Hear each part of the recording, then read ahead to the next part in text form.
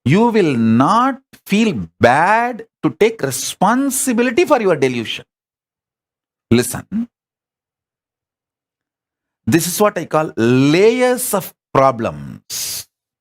See, when you don't want to take responsibility for your delusion, you start calling them bad, or when you start thinking they are bad, you don't want to take responsibility for them.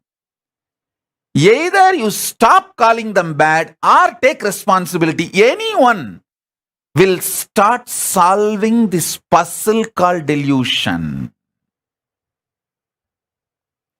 If you take responsibility, you won't call them bad anymore. If you stop calling them bad, you will start taking responsibility. Anyone is okay, and you will start breaking that deadlock, catch-20 situation. You will start liberating yourself from your delusions. Your delusion is nothing but the part of you which you did not attend for quite a long time. That's it.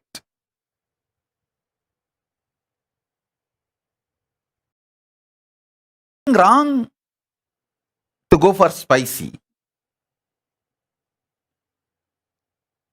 The layers and layers. If you start peeling,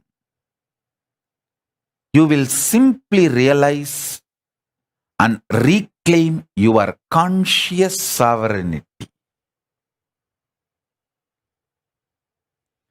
You will understand how the Guru graces you with the Shakti Pada and Shakti Nipada, and how this virtuous circle of you, me, Paramashiva, all three, vibrating in the same frequency and oneness. The more and more pain points in you melts down, more and more you, me, Paramashiva, all three start vibrating in the same frequency of oneness. I can call it Paramadvaita, Shuddhadvaita.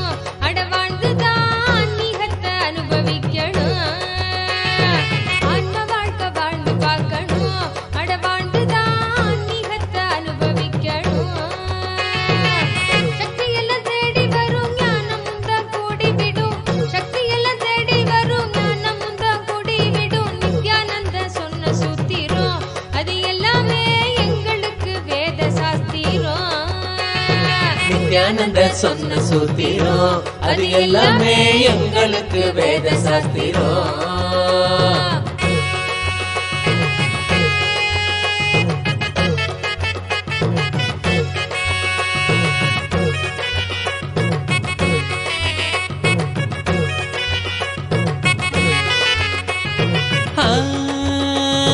பக்தியுடன் பாடிடும் பிரார்த்தனையும் சோஸ்திரம் நித்யனவன் காலடியில் கொண்டு நம்ம சேர்த்திடும். பக்தியுடன் பாடிடும் பிரார்த்தனையும் சோத்திரம் நித்யனவன் காலடியில் கொண்டு நம்ம சேர்த்திடும். செய்யும் அந்த தியானம் அது சித்தம் தெளிவாக்கிடும். சித்தம் தெளிவாக அது தெய்வீகத்தை கூட்டிடும். செய்யும் அந்த தியானம் அது சித்தம் தெளிவாக்கிடும். சித்தம் தெளிவாக அது தெய்வீகத்தை கூட்டிடும். சக்தி எல்லாம் தேடி வரும் ஞானமும் தான் கூடிவிடும். சக்தி சக்தி எல்லாம் தேடி வரும் ஞானமும் தான் கூடிவிடும். நித்யானந்தன் சொன்ன சூத்திரம் அது எல்லாமே எங்களுக்கு வேத சாஸ்திரம். நித்யானந்த சொன்ன சூத்திரம் அது எல்லாமே எங்களுக்கு வேத சாஸ்திரம்.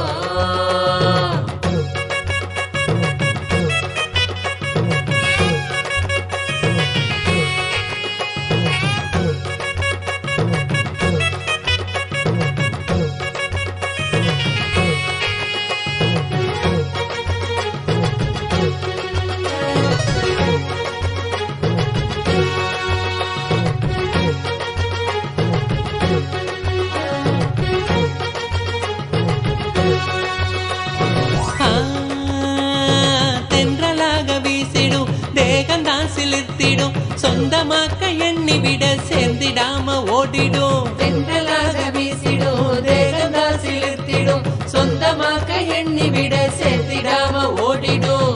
கைகளும் துறக்க அது கனிவுடனே நிறைஞ்சிடும். இதயத்துக்குள்ள இனிதாக வரும் ஆனந்தம். கைகளும் துறக்க அது கனிவுடனே நிறைஞ்சிடும். இதயத்துக்குள்ள இனிதாக வரும் ஆனந்தம். சக்தி எல்லாம் தேடி வரும் ஞானமும் தான் கூடிவிடும். சக்தி எல்லாம் தேடி வரும் ஞானமும் தான் கூடிவிடும். நித்யானந்த சொன்ன சூத்திரம் அது எல்லாமே எங்களுக்கு வேத சாஸ்திரம். நித்யானந்த சொன்ன சூத்திரம் அது எல்லாமே எங்களுக்கு வேத சாஸ்திரம்.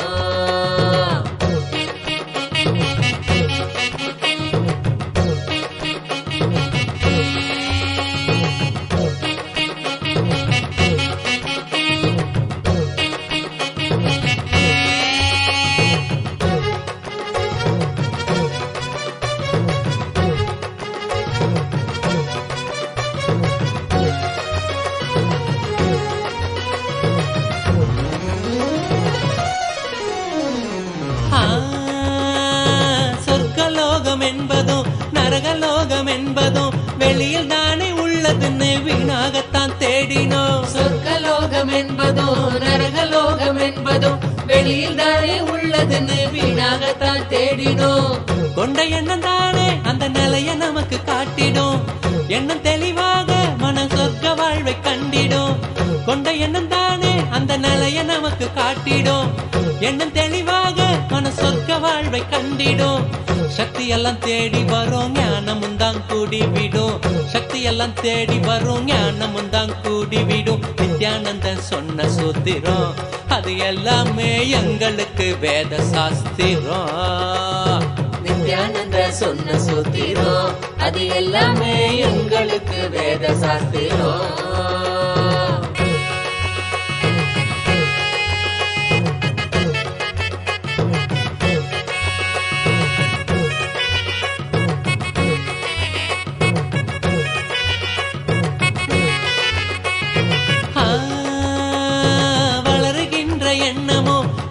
சோகமாக்கிடும் ஆழ்ந்து செயல் செய்ய அது மாயமா மறைஞ்சிடும். வளருகின்ற எண்ணமோ வாழ்வ சோகமாக்கிடும்.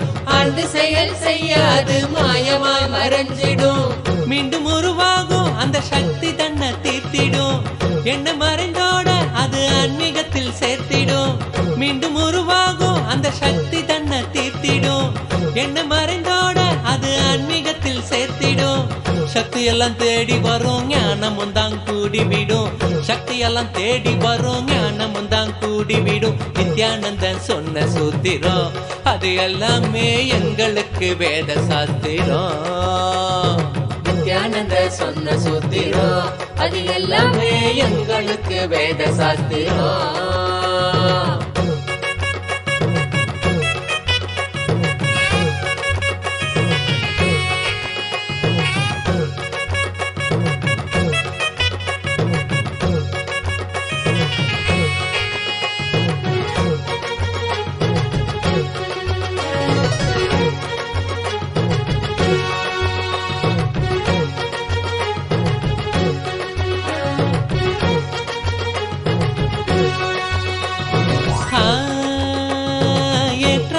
வாழ்க்கையும் இறக்கம் கண்ட போதும் மனம் ஏற்றுக்கொள்ளும் பக்குவத்தை பாங்குடனே கொள்ளணும். ஏற்றமான வாழ்க்கையும் இறக்கம் கண்ட போதும் மனம் மனம் ஏற்றுக்கொள்ளும் பக்குவத்தை பாங்குடனே கொள்ளணும். மாற்றங்களை தாங்க மனம் பெரும் தவிப்பு தவிச்சிடும். உள்ள மத ஏற்க அங்கு பரவசமும் நிறைஞ்சிடும். மாற்றங்களை தாங்க மனம் பெரும் தவிப்பு தவிச்சிடும்.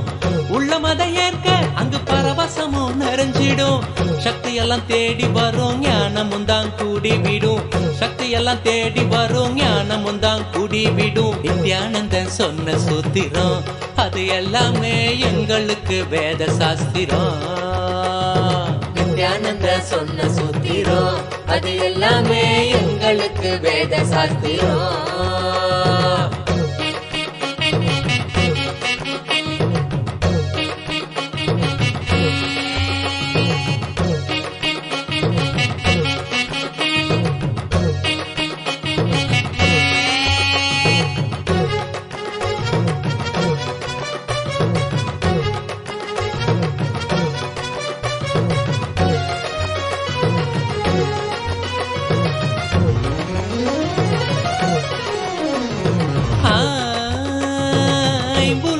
ஆளுமை துன்பத்தையே சேர்க்கும். குரு நித்யனனை நம்பு அது ஆனந்தத்தை ஈர்க்கும்.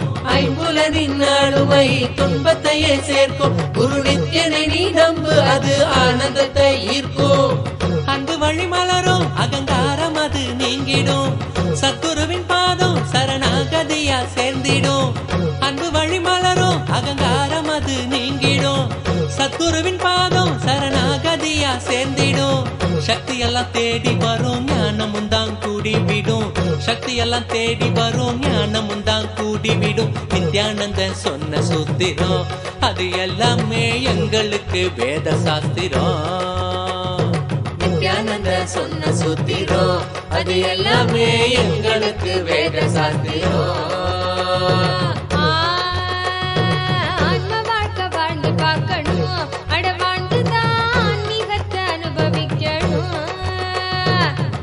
வாழ்க்கை வாழ்ந்து பார்க்கணும்.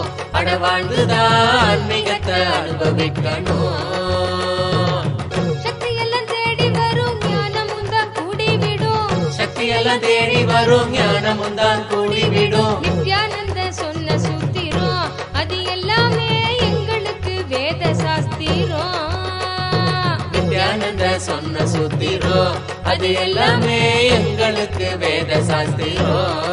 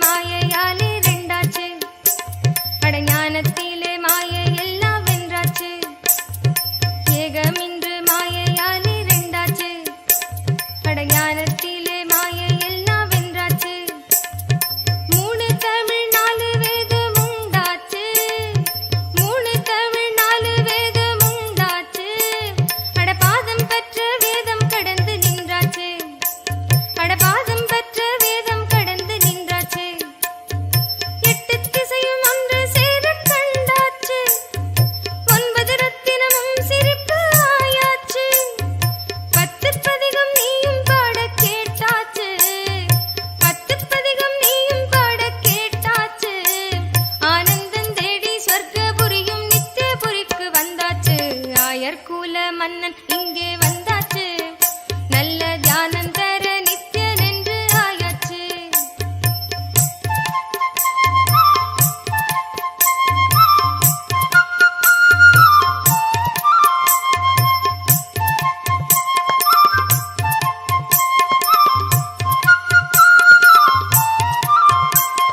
பாண்டி மன்னன் கொடையின் சின்னம் கண்ணாச்சு அடரவையும் அதையும் அங்கு சிரிக்க கண்டாச்சு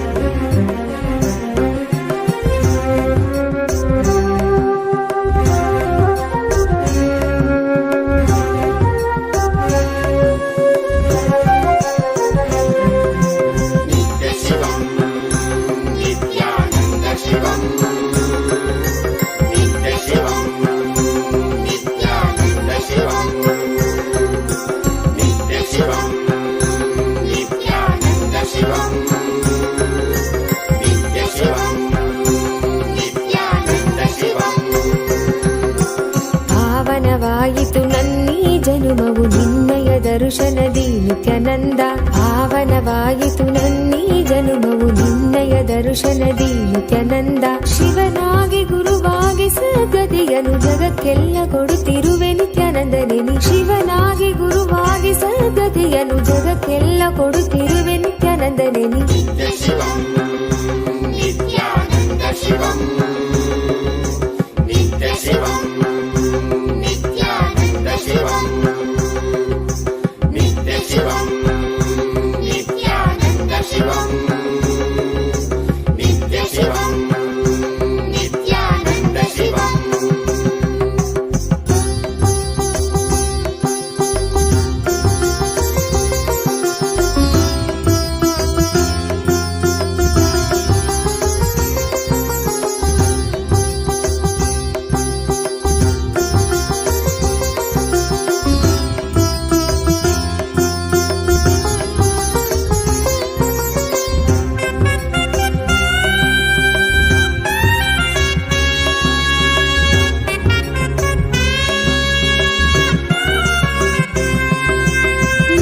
ಶಿವನಾಗಿ ನೀ ದೇವಿಗೆ ಇಂದಿತ್ತೆ ಜ್ಞಾನವ. ಜ್ಞಾನ ಗುರುವಾಗಿ ನೀ ಕೊಡುತ್ತಿಹೆ ವಿಶ್ವಕ್ಕೆ ಪ್ರಜ್ಞೆಯ. ಮನದಲ್ಲಿ ತನುವಲ್ಲಿ ಕಲ್ಮಶವ ತೆಗೆಯುವನೆ ನೆನೆದವರ ಮನದಲ್ಲಿ ನೆಲೆಸಿರುವನಿ. ಮನದಲ್ಲಿ ತನುವಲ್ಲಿ ಕಲ್ಮಶವ ತೆಗೆಯುವನಿ ನೆನೆದವರ ಮನದಲ್ಲಿ ನೆಲೆಸಿರುವನಿ. ಜೀವನ್ಮುಕ್ತನಾಗಿ ಬಾಳುವಂತ ಕಲೆಯನೆ ಕಲಿಸಿದಂತ ನಿತ್ಯಾನಂದನಿ. ಜೀವನ್ಮುಕ್ತನಾಗಿ ಬಾಳುವಂತ ಕಲೆಯನ್ನೇ ಕಲಿಸಿದಂತ ನಿತ್ಯಾನಂದನಿ.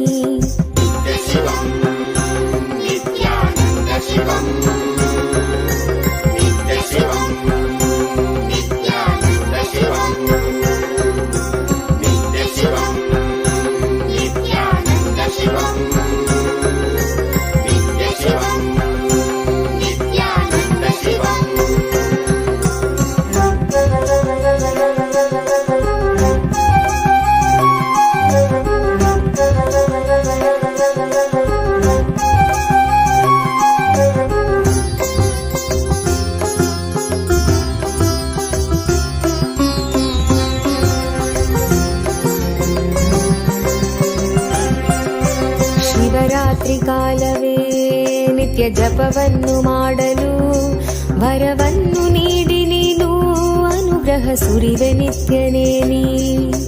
ಭವರೋಗವ ತಡೆದು ಭಾವದ ಚಿಂತೆಯೆಲ್ಲ ತೊಳೆದು ಕರ್ಮ ಸಂಸ್ಕಾರಗಳೆಲ್ಲ ಅಳಿಸಿ ಹೊಸ ಜೀವನ ಕೊಡುವೆ. ಪಾವನವೇ ನಾಡಿದು ನಿನ್ನ ಪಾದಗಳ ಸ್ಪರ್ಶದಿ. ಪಾವನವೇ ಬೀಡಿದು ನಿನ್ನ ಕಲ್ಪತರು ದರ್ಶನದಿ. ಶರಣಂಬನು ನಿತ್ಯೇಶನೇ ನಿನ್ನ ಶರಣಂಬನು ಆನಂದನೇ. ಶರಣಂಬನು ನಿತ್ಯೇಶನೇ ನಿನ್ನ ಶರಣಂಬನು ಆನಂದನೇ.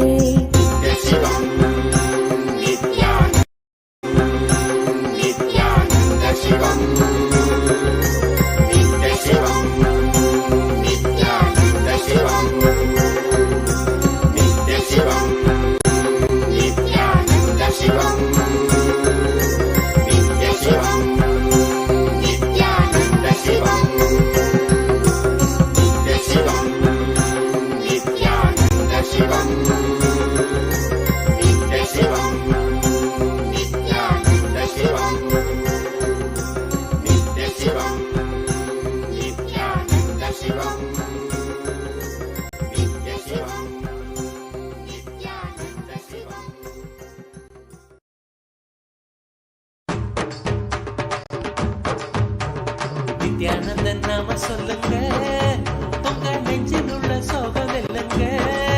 நித்திய நண்பு கொண்டு நம்மையே ஞானமாட்டம் தண்ணிலே செல்ல சொல்லியே கரு தள்ளி தந்ததே. சக்திக்கெல்லாம் சக்தி தானுங்க, அது பாங்குடனே பாட்டில் கேளுங்க. சக்திக்கெல்லாம் சக்தி தானுங்க, அத பாங்குடனே பாட்டில் கேளுங்க. நித்யானந்தன் நாம சொல்லுங்க, உங்க நெஞ்சில் உள்ள சோகம் வெல்லுங்க. நித்திய நண்பு கொண்டு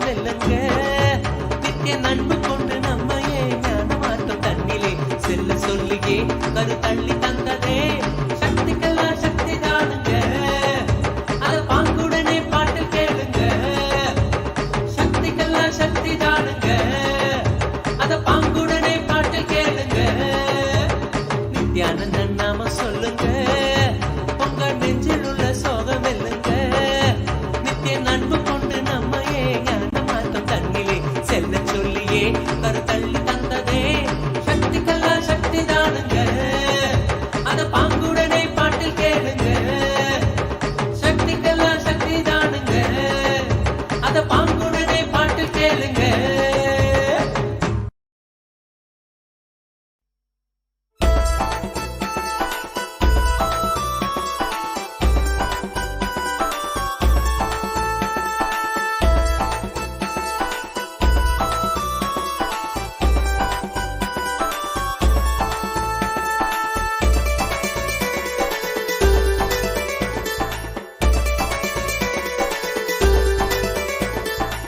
ಬನ್ನೀರೋ ಬನ್ನೀರೋ ನೋಡಿ ಬನ್ನೀರೋ ನಿತ್ಯನ ಮಹಿಮೆಯನ್ನು ನೋಡಿ ಬನ್ನೀರೋ ಬನ್ನೀರೋ ಬನ್ನೀರೋ ನೋಡಿ ಬನ್ನೀರೋ ನಿತ್ಯನ ಮಹಿಮೆಯನ್ನು ನೋಡಿ ಬನ್ನೀರೋ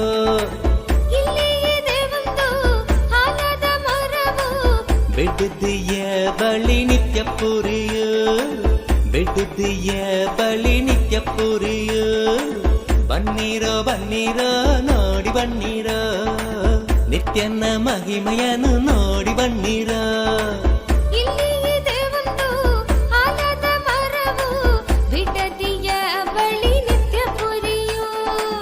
ಬೆಟ್ಟದಿಯ ಬಳಿ ನಿತ್ಯ ಪುರಿಯೋ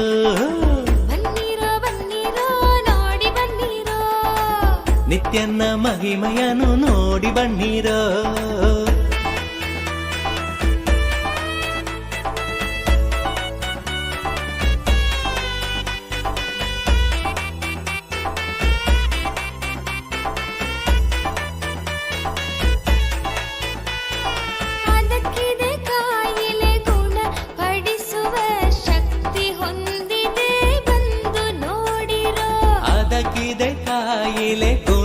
ಪಡಿಸುವ ಶಕ್ತಿ ಹೊಂದಿದೆ ಬಂದು ನೋಡಿರೋ ಬನ್ನೀರೋ ಬನ್ನೀರೋ ನೋಡಿ ಬನ್ನೀರೋ ನಿತ್ಯನ ಮಹಿಮೆಯನ್ನು ನೋಡಿ ಬನ್ನೀರೋ ಬನ್ನೀರೋ ಬನ್ನೀರೋ ನೋಡಿ ಬನ್ನೀರೋ ನಿತ್ಯನ ಮಹಿಮೆಯನ್ನು ನೋಡಿ ಬನ್ನೀರೋ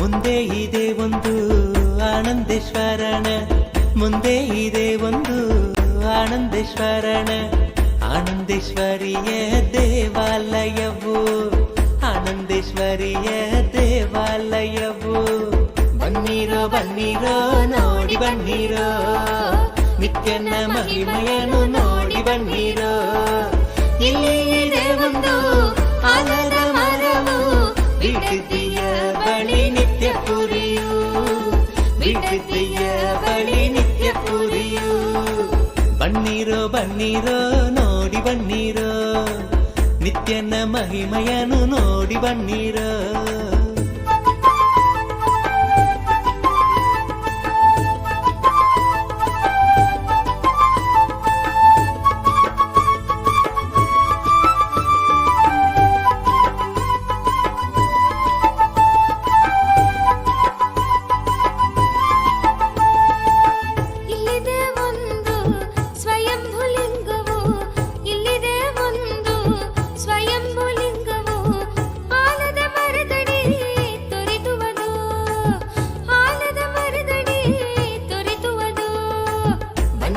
ಬನ್ನೀರೋ ನೋಡಿ ಬನ್ನೀರೋ ನಿತ್ಯನ ಮಹಿಮೆಯನ್ನು ನೋಡಿ ಬನ್ನೀರೋ ಇಲ್ಲಿ ಇದೆ ಒಂದು ಆಲದ ಮರವು ಬಿಟ್ಟಿದೆಯ ಬಳಿ ನಿತ್ಯ ಪುರಿಯು ಬಿಟ್ಟಿದೆಯ ಬಳಿ ನಿತ್ಯ ಪುರಿಯು ಬನ್ನೀರೋ ಬನ್ನೀರೋ ನೋಡಿ ಬನ್ನೀರೋ ನಿತ್ಯನ ಮಹಿಮೆಯನ್ನು ನೋಡಿ ಬನ್ನೀರೋ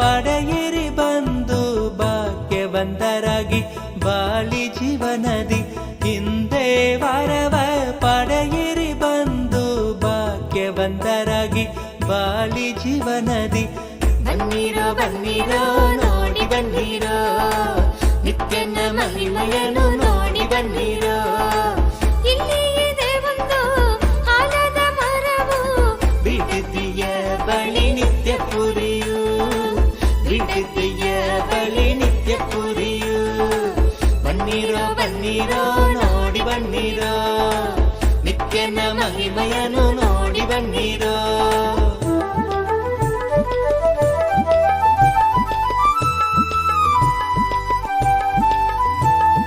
ಕರುಣೆ ತೋರಲು ನಿಂತಿಹನು ಇಲ್ಲಿ ಕರುಣೆ ತೋರಲು ನಿಂತಿಹನು ಇಲ್ಲಿ ನಿತ್ಯಾನಂದರಾಗಿ ಬಂದು ಶಾಂತಿ ಪಡೆಗಿರೋ ನಿತ್ಯಾನಂದರಾಗಿ ಬಂದು ಶಾಂತಿ ಪಡೆಗಿರೋ ಬನ್ನಿರೋ ಬನ್ನಿರೋ ನೋಡಿ ಬನ್ನಿರೋ ನಿತ್ಯನ ಮಹಿಮೆಯನ್ನು ನೋಡಿ ಬನ್ನಿರೋ ಬನ್ನಿರೋ ಬನ್ನಿರೋ ನೋಡಿ ಬನ್ನಿರೋ ನಿತ್ಯನ ಮಹಿಮೆಯನ್ನು ನೋಡಿ ಬನ್ನಿರೋ ಇಲ್ಲಿ ಇದೆ ಒಂದು ಆಲದ ಮರವು ಬಿಡದಿಯ ಬಳಿ ನಿತ್ಯ ಪುರಿಯೋ ಬಿಡದಿಯ ಬಳಿ ನಿತ್ಯ ಪುರಿಯೋ ಬನ್ನಿರೋ ಬನ್ನಿರೋ ನೋಡಿ ಬನ್ನಿರೋ ನಿತ್ಯನ ಮಹಿಮೆಯನ್ನು ನೋಡಿ ಬನ್ನಿರೋ ಬನ್ನಿರೋ ಬನ್ನಿರೋ ನೋಡಿ ಬನ್ನಿರೋ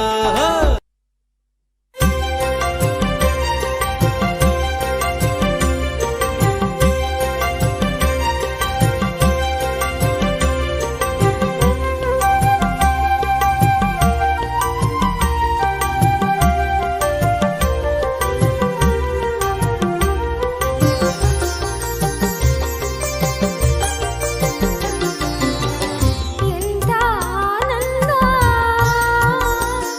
ಇದು ಎಂಥ ಆನಂದ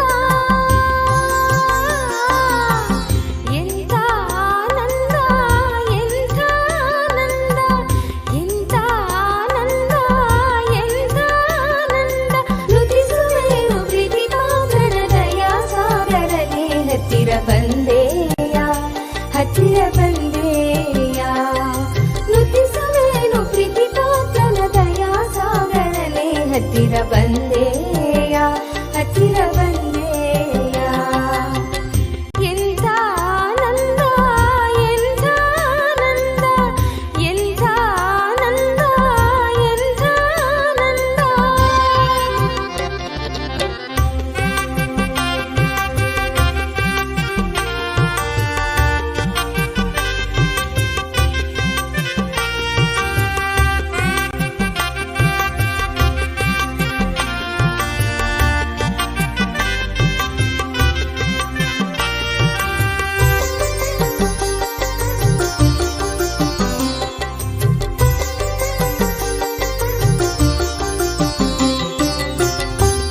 ನಿತ್ಯಾನಂದನೆ ಕೋಮಳ ರೂಪನೆ ನಿತ್ಯಾನಂದನೆ ಕೋಮಳ ರೂಪನೆ ಕಣ್ಣಿಗೆ ಆನಂದ ಸದಾ ಕೊಡುವುದು ಕಣ್ಣಿಗೆ ಆನಂದ ಸದಾ ಕೊಡುವುದು ನಿತ್ಯಾನಂದನೆ ಕೋಮಳ ರೂಪನೆ ಕಣ್ಣಿಗೆ ಆನಂದ ಸದಾ ಕೊಡುವುದು ಕಣ್ಣಿಗೆ ಆನಂದ ಸದಾ ಕೊಡುವುದು ಎಂಥ ಆನಂದ ಎಂಥ ನಿತ್ಯಾನಂದ ಎಂಥ ಆನಂದ ಎಂಥ ನಿತ್ಯಾನಂದ ನುತಿಸುವೆನು ಪ್ರೀತಿ ಪಾತ್ರನ ದಯಾ ಸಾಗರನೆ ಹತ್ತಿರ ಬಂದೆಯ ಹತ್ತಿರ ಬಂದೆಯ ನುತಿಸುವೆನು ಪ್ರೀತಿ ಪಾತ್ರನ ದಯಾ ಸಾಗರನೆ ಹತ್ತಿರ ಬಂದೆಯ ಹತ್ತಿರ ಬಂದೆಯ ಎಂಥ ಆನಂದ ಎಂಥ ನಿತ್ಯಾನಂದ ಎಂಥ ಆನಂದ ಎಂಥ ನಿತ್ಯಾನಂದ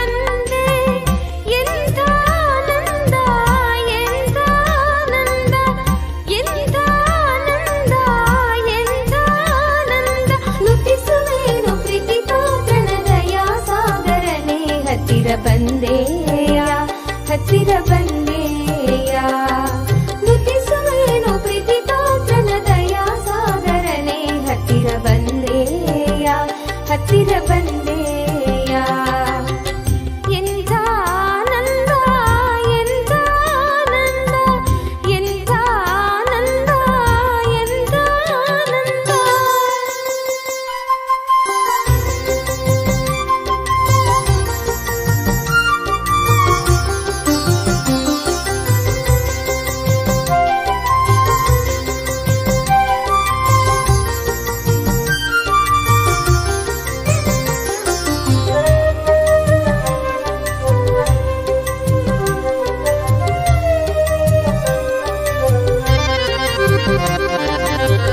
ಅನಾಥ ಬಂಧುವೆ ಕಾರುಣ್ಯ ಸಿಂಧುವೆ ಅನಾಥ ಬಂಧುವೆ ಕಾರುಣ್ಯ ಸಿಂಧುವೆ ಭಕ್ತರ ನಿಧಿಯೇ ವೇದ ಗೋಚರಣೆ ಭಕ್ತರ ನಿಧಿಯೇ ವೇದ ಗೋಚರಣೆ ಅನಾಥ ಬಂಧುವೆ ಕಾರುಣ್ಯ ಸಿಂಧುವೆ ಭಕ್ತರ ನಿಧಿಯೇ ವೇದ ಗೋಚರಣೆ ಭಕ್ತರ ನಿಧಿಯೇ ವೇದ ಗೋಚರಣೆ ಎಂಥ ಆನಂದ ಎಂಥ ನಿತ್ಯಾನಂದ ಎಂಥ ಆನಂದ ಎಂಥ ನಿತ್ಯಾನಂದ ನುತಿಸುವೆನು ಪ್ರೀತಿ ಪಾತ್ರನ ದಯಾ ಸಾಗರನೆ ಹತ್ತಿರ ಬಂದೆಯ ಹತ್ತಿರ ಬಂದೆಯ ನುತಿಸುವೆನು ಪ್ರೀತಿ ಪಾತ್ರನ ದಯಾ ಸಾಗರನೆ ಹತ್ತಿರ ಬಂದೆಯ ಹತ್ತಿರ ಬಂದೆಯ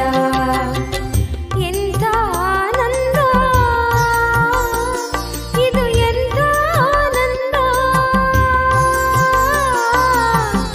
ಎಂಥ ಆನಂದ ಎಂಥ ನಿತ್ಯಾನಂದ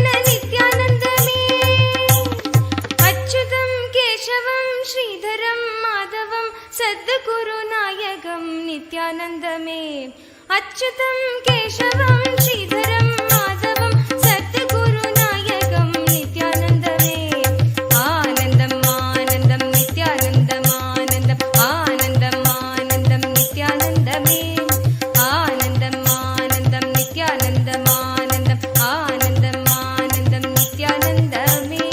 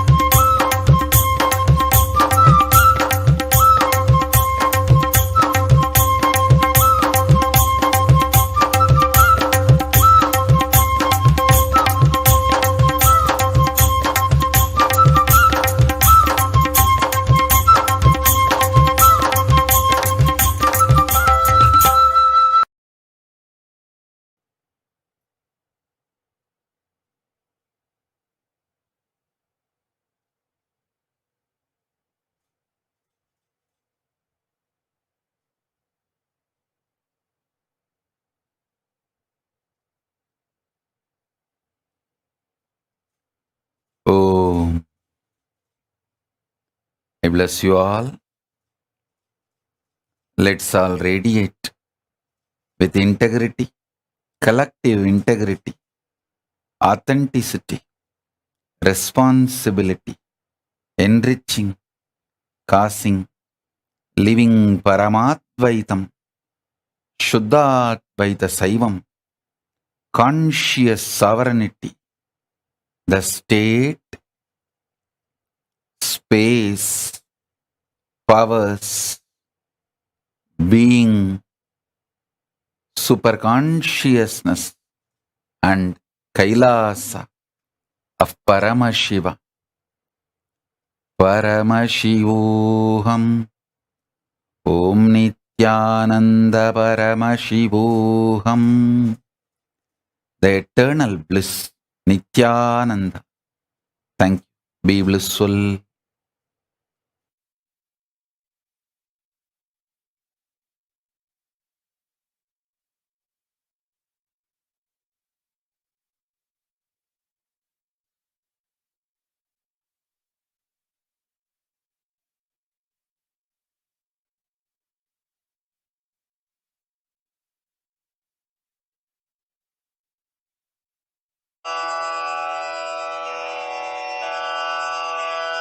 श्रीकैलासोन्नतद्वादशान्तश्यामलापीठारूढ श्रीमीनाक्षिसुन्दरेश्वरा भिन्नस्वरूपा परशिवपुत्ररत्न कुमार गुरुमण्यतुल्यावतार श्रीपार्वती स्तन्यपानलब्धदिव्य